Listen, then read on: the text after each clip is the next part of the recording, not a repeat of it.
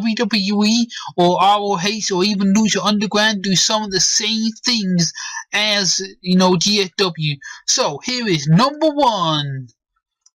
Number one is GFW pushes ex-WWE talent. Now, I mean, come on, really? If you look over the past, even WWE done the same thing. AJ Styles become a world champion. Kevin Owens become a world champion.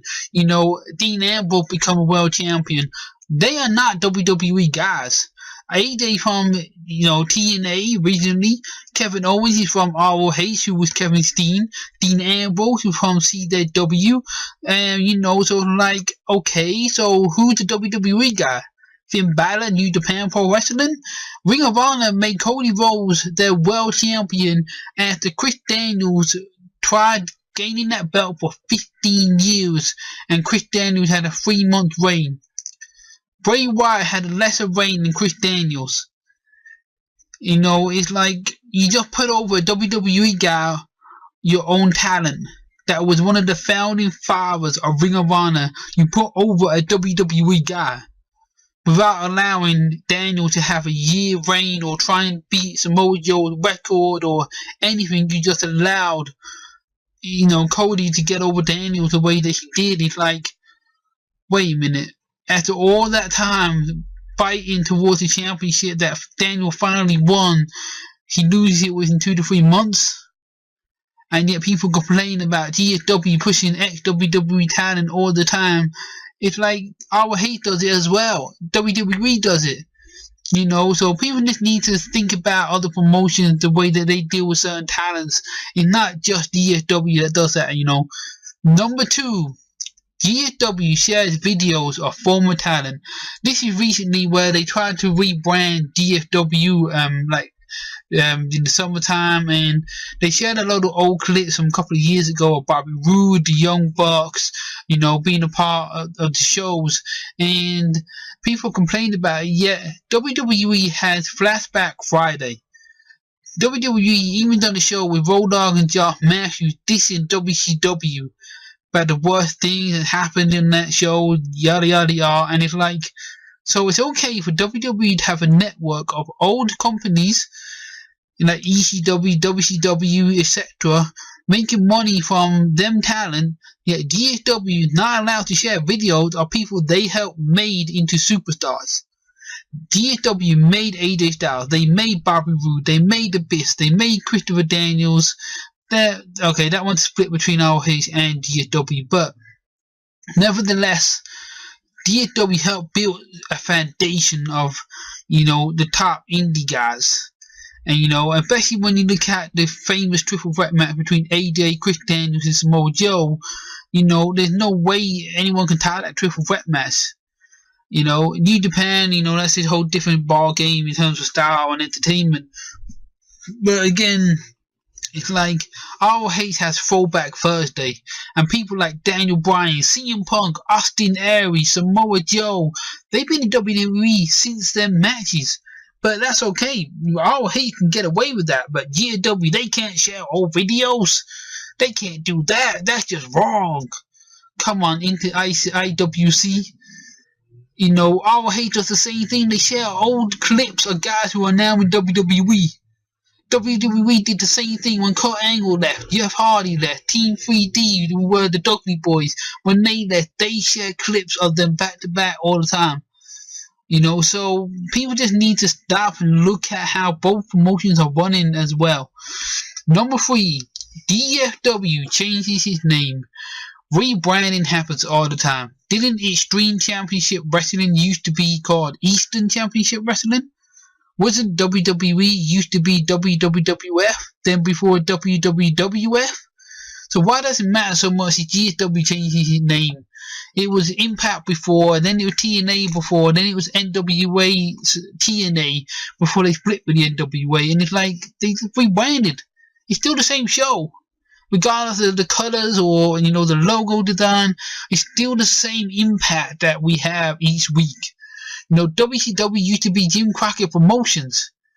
GSW lasted longer than WCW and ECW.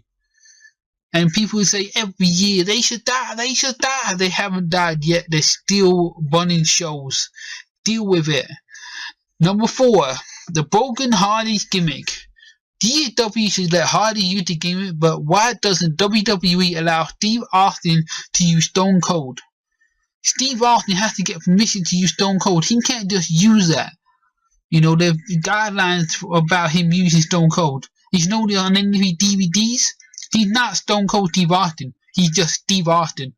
Because WWE has the copyright on that name.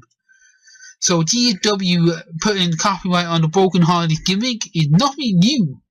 WWE even sued WCW over Kevin Nelson's Got Hard gimmick back in 1996 because they were using the gimmick that was created in WWE. You know, same with Pentagon Jr. He can't use that name outside of Lucha Underground or AAA. Johnny Mundo, he can't use that outside of AAA. Same with Johnny Morrison, that name as well. And it's like Daniel Bryan. Why did he have to change his name? Because Vince wants to own that name. You know, otherwise Bryan Danielson, all the revenue will go to Daniel Bryan. It will go to him. Where by creating a separate name, it's like the revenue go to WWE and not so much of Bryan Danielson. You know, it's the same go for Kevin Owens and Sami Zayn. They were both Kevin Dean and El Generico. You know, they had to change their names as well. They couldn't just keep their names. Guys like The Undertaker, he brought the rights to the name, so he gets a lot more revenue than the other guys. And I think AJ Styles uses almost like the initials of his real name, but also the style part. So he must have some sort of copyright on that because he's allowed to use it in almost every promotion without changing it. So he must have been smart how he trademarked the name. So again, it happens all the time in wrestling. Deal with it. Names don't matter. It's the performer. You know, look at The Undertaker. He was mean Mark Galloway back in WCW. He was still the same big guy. It just had a different name change and gimmick. Look at Kane. He was, you know, the dentist for Jerry Lawler, and he was the fake Diesel. He was still Glenn Jacobs. It just had these different characters over the years. The same with Abyss. You know, the way he's been portrayed differently over the time. It's still Abyss, but he's just been using different styles of entertainment, like the Josie Park character and things like that. And he's like, well, nothing really wrong with it. You just got to deal with it. You know, number 5, letting good wrestlers go. Booking isn't always easy to do, and sometimes funding comes into question. You know, back in 1997, Vince couldn't afford to keep Bret Hart because Bret Hart wanted too much money. You know, he wanted more than what Vince could actually give him. And, you know, even Jim Ross, he let go Bill Watts' son because he didn't have the right pedigree. You know, sometimes companies need to change their roster to make stories fresh. I mean, a few years ago, WWE once had a Black Friday where several jobbers was released at once. And unfortunately, the story goes that the Dudley Boys, when they were released on mutual grounds, that they were thrown into that group. And it was kind of like a miscommunication between spoilers online and everything like that, but they weren't a part of that group. They were separate.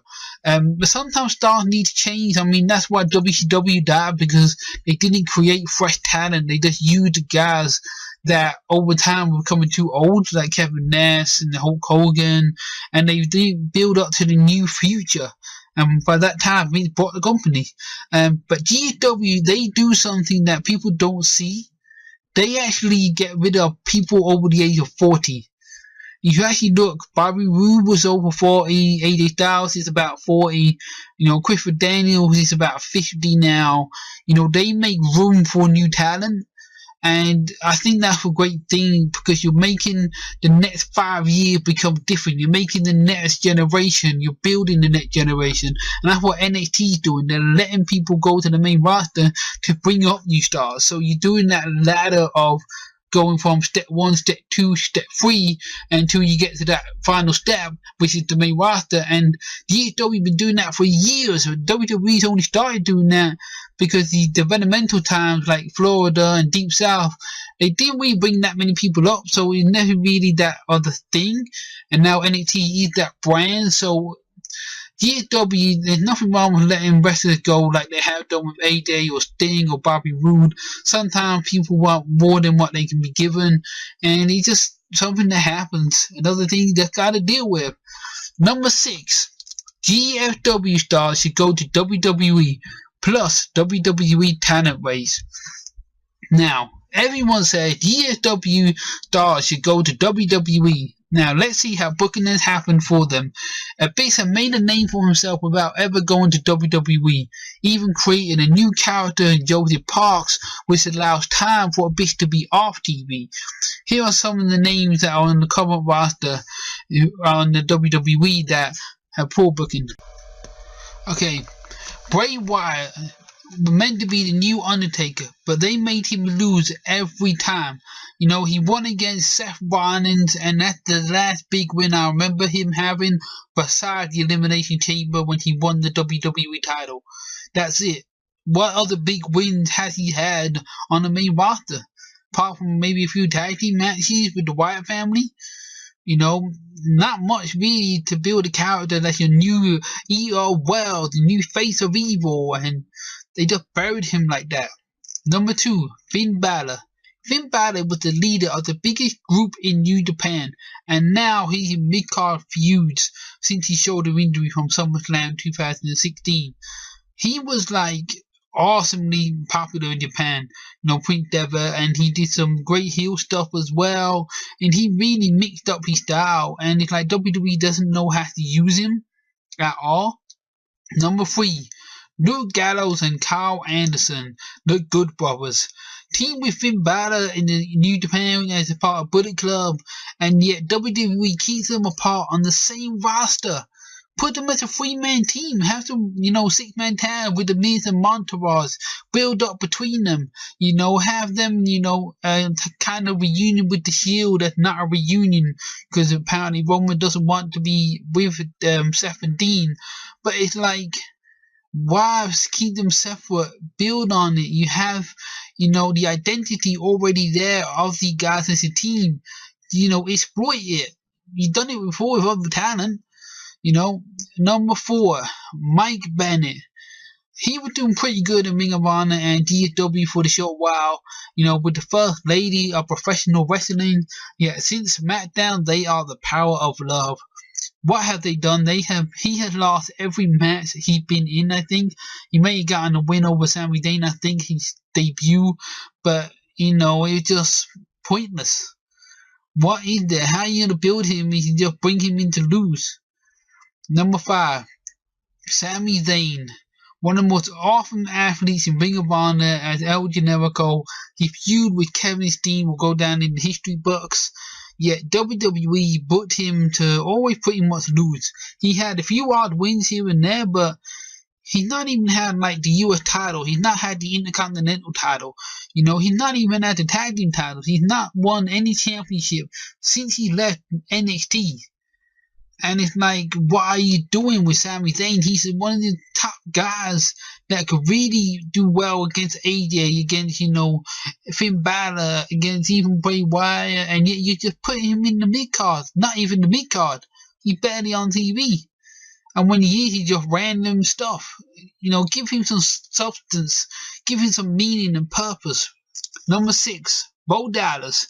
He got over in NXT massively, yet on the main roster they wasted him. He's doing okay with the Mixed Towers with Curtis Axel, who is my number 7 for Curtis Axel, but way too high in the main event scene, which really killed him far too quickly. They buried him from the beginning, and he's just floating around the mid-card area at the moment.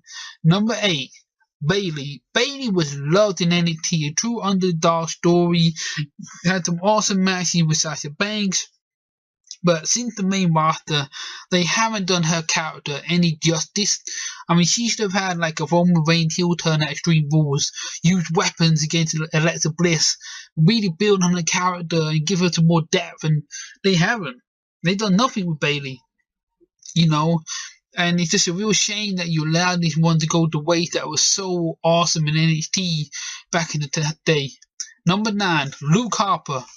Where is he on SmackDown? That's all I'm going to say. Number 10, Shinsuke Nakamura. Sorry, bots there.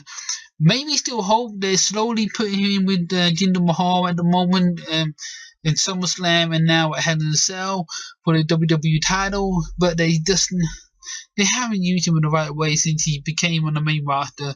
You know, he started off with Dolph Ziggler and Baron Corbin a little bit, and they could have done more with Shinsuke since the beginning.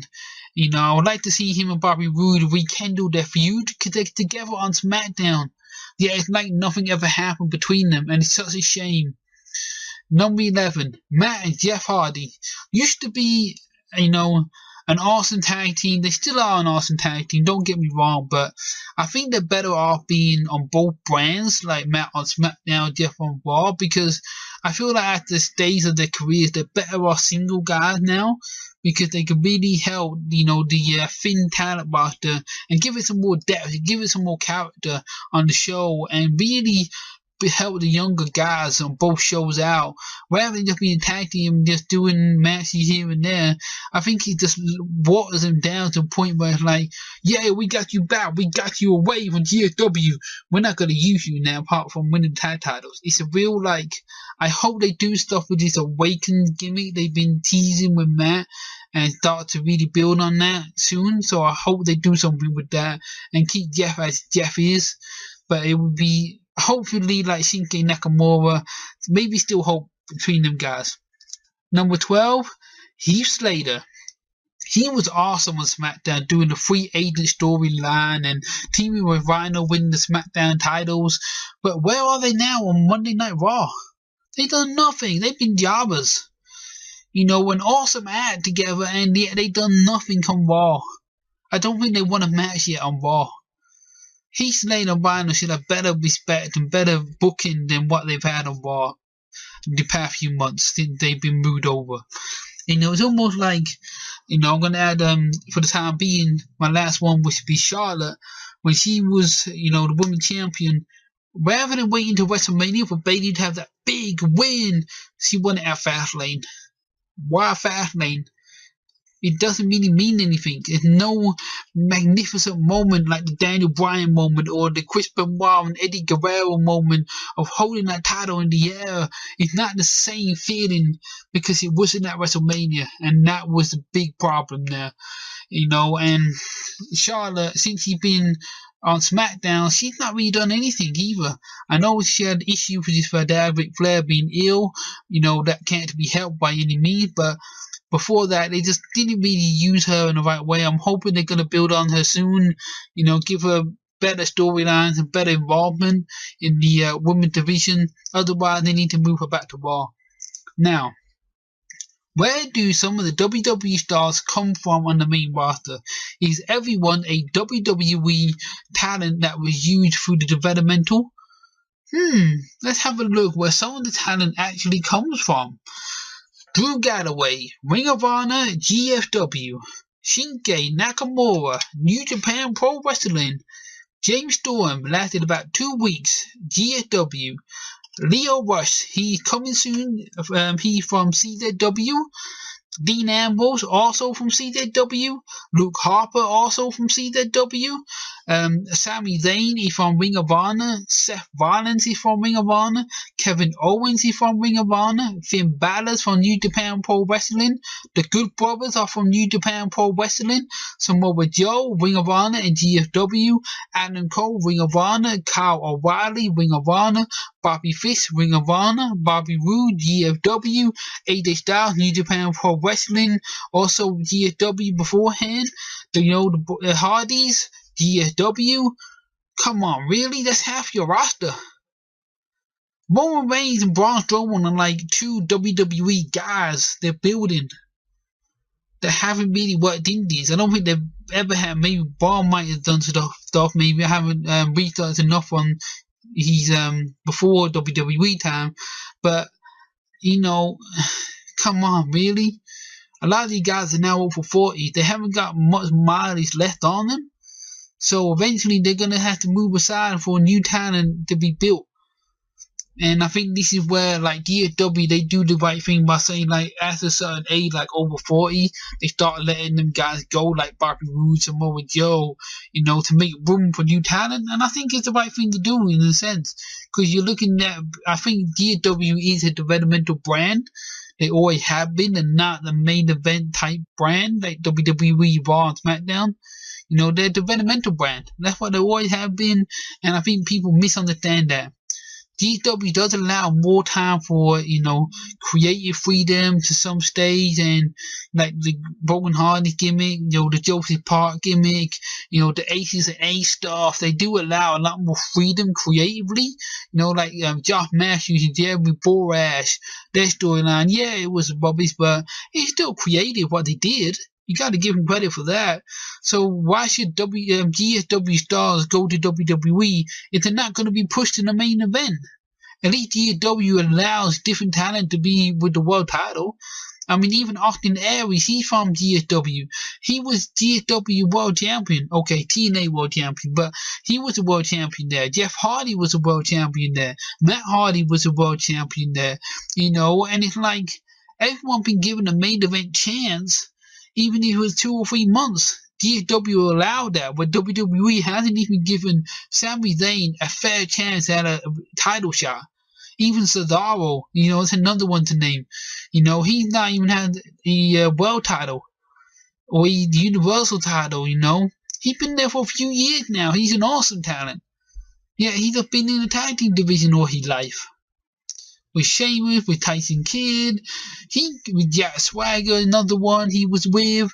He could do a lot more in the main event, but they won't push him the right way. And the last one, number 7, the difference between the Cruiserweight division and the X division. Now, if you go back through TNA, you had guys like Jeff Jarrett, Sting, Kurt Angle, Bobby Lashley, Samoa Joe, and it was like they had a certain style and a certain mix, kind of like back in WWF 2000 with The Rock and Triple H. They were more ground and pound, brawling. They wasn't doing high spots. They wasn't doing suicide dives and all this. They had a simple style in the main event that was like 10-15 minute matches. That worked, okay? You're making it different from your other matches on the card, where the X division, you had guys like AJ Styles, Christopher Daniels, Samoa Joe as well before they went to the world title, and they were doing phenomenal stuff in the ring together. Same with Pete Williams, Chris Sabin, who had separate divisions that had different style of matches, which was great. Now, WWE, if you go on to Monday Night Raw, every match you will see a suicide dive, you see some sort of 450 blast, and it's like, how can 205 Live ever get over when everybody on the main roster is doing the moves that they're doing? The whole style is the Cruiserweight style now. It's like, how can they build on anything differently to like Roman Reigns if he's jumping over the top rope? They can. Same with Braun Strowman, he did a running drop kick. So what difference does Neville if he does a running drop kick? How does that feel different? How does that make you go, wow, that was awesome because of the speed or agility when Braun Strowman doing the same move? It doesn't work. GSW makes guys like Eli Drake work because he's a Baker-style wrestler who has like tradition to him, like Bobby Roode as well, another one to name, where like in the X division, you got Sanjay Dutt at the moment, you got Trevor Lee at the moment, you got Suicide, who's Caleb Conley, I believe his name is. The different styles in between them, and it makes every match different, and it's just a shame that WWE hasn't seen that between the two divisions. It's like, you gotta have the styles different to make the title mean something. The tag team title, they mean something because they're different. Then maybe doing the suicide dive, but at least they got other creative stuff going on in between them that makes them feel like, oh yeah, you really want to watch this match. And that's why Roman Reigns is the last of the old school era in WWE. Because Roman Reigns does the simple moves that he can do well, and he makes them stand out. He doesn't just do moves like, oh yeah, I'm going to do a 450 blast because I can. It's not his character, it's not his style, and he keeps away from it. The same with Braun Strowman, okay, he does something that a bit like, bit too much for his character, but at the same time it makes him look different, it makes him feel different, although they just buried him at No Mercy, but that's another video in the